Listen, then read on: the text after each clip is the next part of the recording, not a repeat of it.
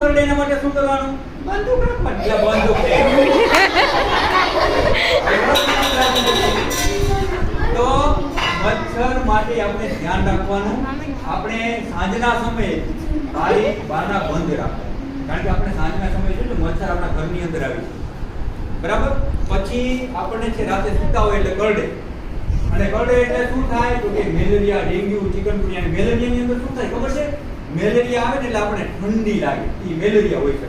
ઠંડી લાગે, તાવ આવે, એક દિવસ જાય, એક દિવસ આવે, બરાબર. અને એ મેલેરિયામાં શું થાય? ઠંડી લાગે, ઠંડી લાગે એટલે શું થાય?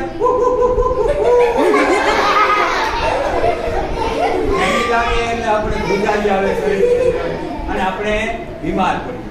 પછી સારા એ ના આવી શકીએ, આપણે ડોક્ટરને પૈસા દેવા પડે, આપણા મમ્મી પપ્પાના પૈસા જાય, બરાબર. તો આપણે કમાતા તો નથી, પરંતુ મમ્મી પપ્પાને આપણે મદદ કરી, આપણે સ્વસ્થ રહીએ, બીમાર ન પડીએ તો એ મમ્મી પપ્પાની મદદ જ છે. એટલે બીજું એક કે મચ્છર ઘરની અંદર ન પ્રવેશે એટલે સાંજે બારી મારણા બંધ રાખો. બીજું શું કરવાનું તો કે મચ્છર માટે છે મચ્છરની અગરબત્તી છે એ રાખો, લીમડાનો ધુમાડો કરો, બરાબર.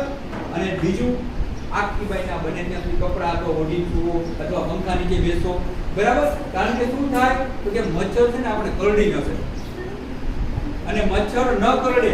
અને કોઈ ખબર મચ્છર શેમાંથી બને? મોટા ભાગે જો મચ્છર શેમાંથી બને કોઈ ખબર છે? મચ્છર ઈંડા ક્યાં મૂકે અને શેમાંથી